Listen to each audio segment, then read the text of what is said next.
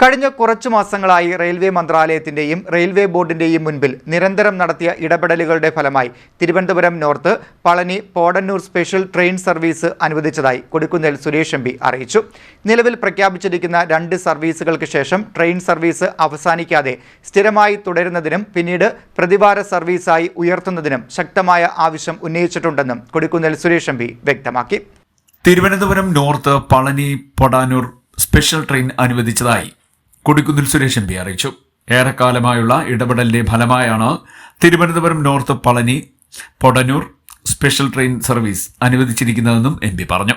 തിരുവനന്തപുരം, കൊല്ലം, പത്തനംതിട്ട ജില്ലകളിൽ നിന്നുള്ള ആയിരക്കണക്കിന് തീർത്ഥാടകർക്കും യാത്രക്കാർക്കും നേരിട്ട് പളനിയിലേക്ക് എത്തുന്നതിനായി നിലവിൽ അമൃത എക്സ്പ്രസിനെ മാത്രമാണ് ആശ്രയിച്ചിരുന്നത്. എന്നാൽ ഈ ട്രെയിൻ രാമേശ്വരത്തേക്ക് നീട്ടിയതോടെ ടിക്കറ്റ് ലഭ്യത വലിയ പ്രതിസന്ധിയായി മാറി. ഈ സാഹചര്യത്തിലാണ് കോട്ടയത്തുനിന്ന് അല്ലെങ്കിൽ കൊല്ലത്തുനിന്നോ ആരംഭിച്ച് പുനലൂർ, മധുര, പളനി വഴി പൊടന്നൂർ, കോയമ്പത്തൂർ, ഈറോഡ് എന്നിവിടങ്ങളിലേക്കുള്ള പുതിയ ട്രെയിൻ സർവീസ് വേണമെന്ന ആവശ്യം റെയിൽവേ മന്ത്രാലയത്തോടും റെയിൽവേ ബോർഡിനോടും ആവശ്യപ്പെട്ടത്. കഴിഞ്ഞ മാസം ദക്ഷിണ റെയിൽവേ തിരുവനന്തപുരം ഡിവിഷൻ ആസ്ഥാനത്ത് നടന്ന ഉന്നതതല യോഗത്തിലും ഈ വിഷയത്തിൽ ചർച്ച നടന്നു.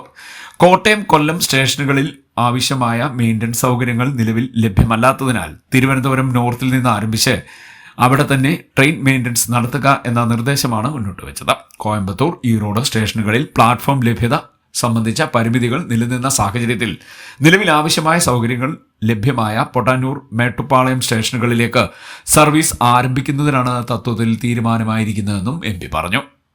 CDNet news, Mavelikkara.